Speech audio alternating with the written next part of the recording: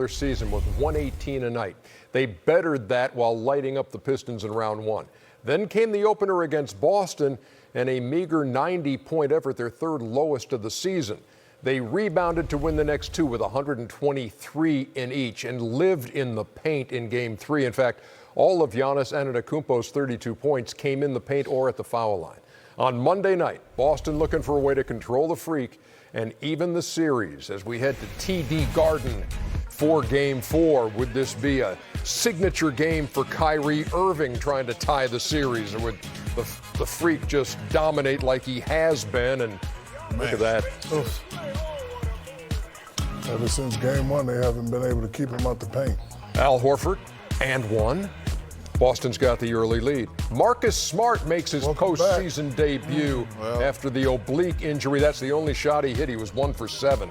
Well, you probably need your oblique trying to go at that man. Yeah, this was true. See, I don't have to worry about hurting an oblique. Jaylen Brown, I couldn't even find your oblique. I know, that's why you don't have to worry about hurting it. 18-6 run for the Bucks. Chris Middleton for 3.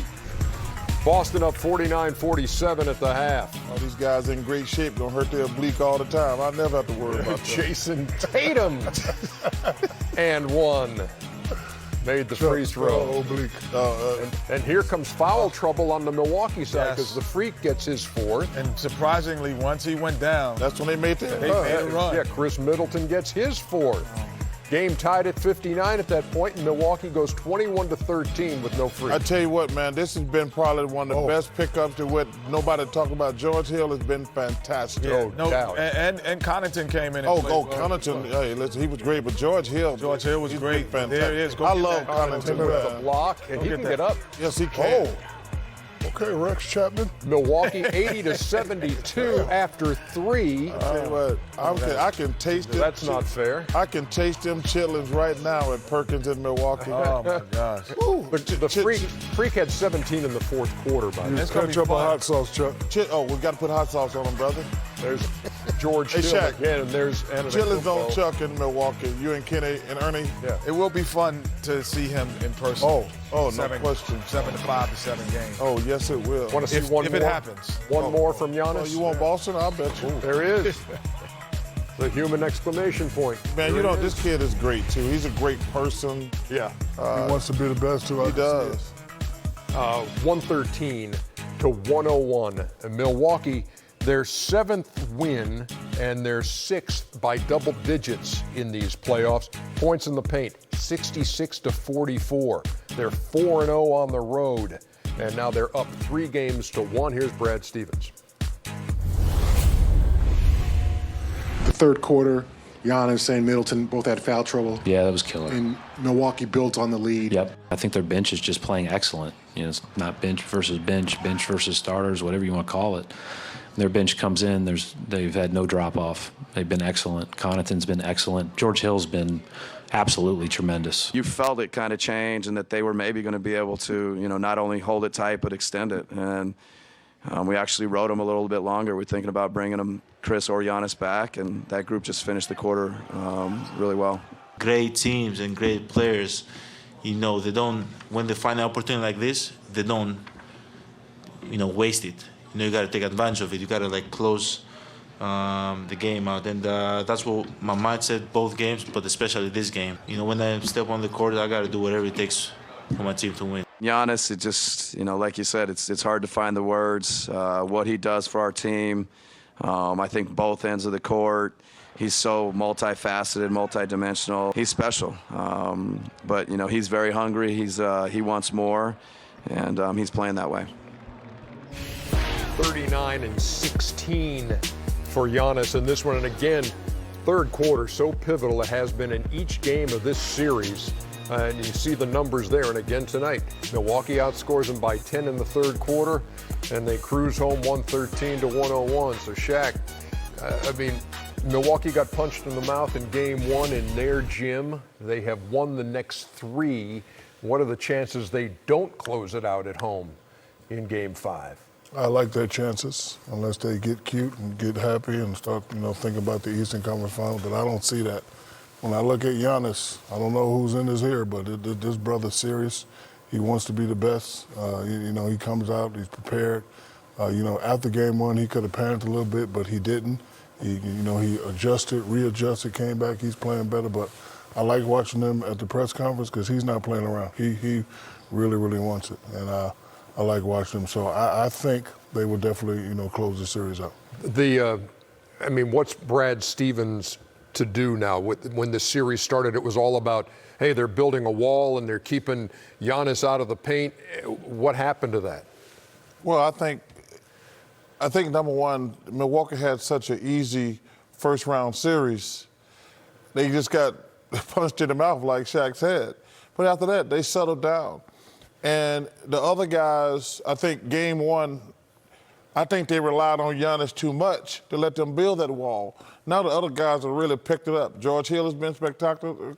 Connington has been spectacular. Middleton's done his thing. Bledsoe has done his thing. I mean, they are. And I don't even know who the general manager is there, but give him credit. Going out getting Mirotic. John Horst would be. Yeah, John Horst. But going out getting George Hill, who none of us has mentioned George Hill this whole year. None of us have mentioned George, and he has been. He was great in Game 3, and he was great again. But I haven't mentioned. And listen, he's a good player. That thing happened last year in Cleveland, but he's been spectacular. Going out getting Mirotic at the trading deadline. Lopez is doing his thing. This team gonna be tough to beat, man. How many playoff games do you think George Hill has played in his career? I would say in the 78. 50s. How about 110? This was the 110th But, playoff game of his career. He's given them 14 a night in this series, shooting 59%. Yeah, but 2 years ago when I think it was in Indiana before he got hurt, he was on the verge of being an all-star for the first time. He was being mentioned in that. So we understand what he can bring to the table, and he's bringing it. Same way we said what Rodney Hood could do, and then he's bringing it. Those guys were in inopportune times in their career when they were in Cleveland. But I will say this: the Boston Celtics. This is a pivotal game, not just this series, but in their franchise. They may have seen Kyrie Irving's last game there. No, that's what I'm saying. These next game, this is what he wanted. But right? this next game is going to dictate where things go and how things go in the future for the Boston Celtics. So it's more than just Game 5. Well, and I'm gonna disagree with you. This thing's a wrap, and It's a wrap, but it's not a wrap. No. But I'm saying it's number one. It's a wrap. Okay. But we said going into the series. Boston, you've asked, how many times did you ask me when Boston would lose 5? Every time I've seen you. Yeah, you're like, has Boston finally got together? And me, Shaq, and Kenny said, you cannot turn it on and off. Then they beat an undermanned Indiana team. You heard all these jackasses on TV talking about, this is what the Celtics been waiting on. And you heard some of the players say, well, we were waiting for the playoffs. It doesn't work like that.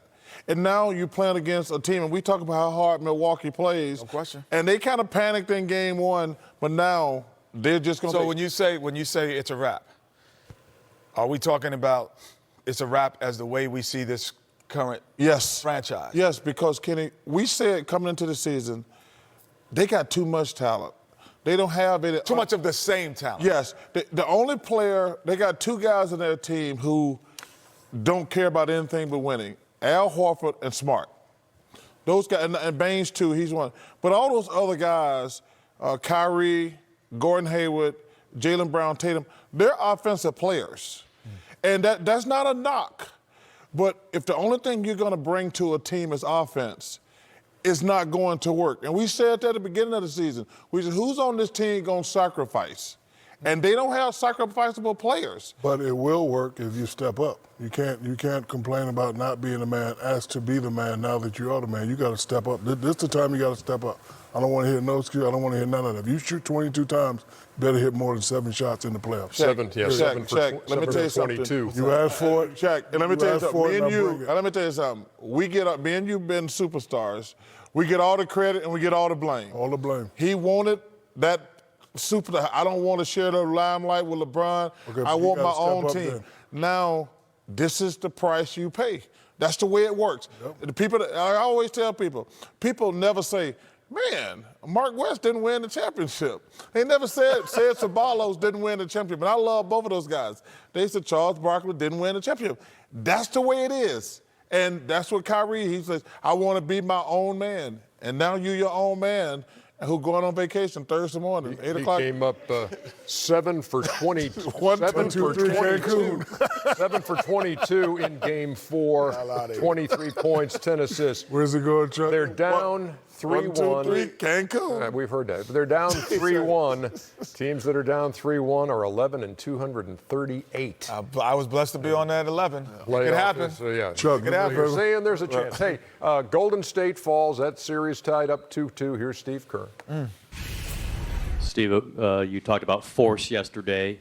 Would you imagine that's another theme of this game? And if so, are you disappointed when you emphasize this to your players and maybe Houston came a little bit stronger than them tonight? I thought we played plenty hard enough. But I think, force has to be accompanied by poise. And felt like we were in a rush offensively all night. And we're at our best when we got a bunch of playmakers out there and the ball's moving and we're attacking, but with the idea that we're going to get great shots. And I didn't think we got great shots for much of the night. I thought we were just in a rush to create pace, which the pace is good, but we've got to get better shots, and we're definitely capable of that. We got to be more poised, and that has to be a focus. Whoa. I don't like what my head is. I don't either. Hey, y'all better cut that out. I'm trying to figure this out. Listen, whoever do that, I don't get that one. Hey, I didn't get the one Alex did. That's from the mind of Alex Hoover. yeah. Alex, To be you understood. gotta stop that. It's just to be appreciated.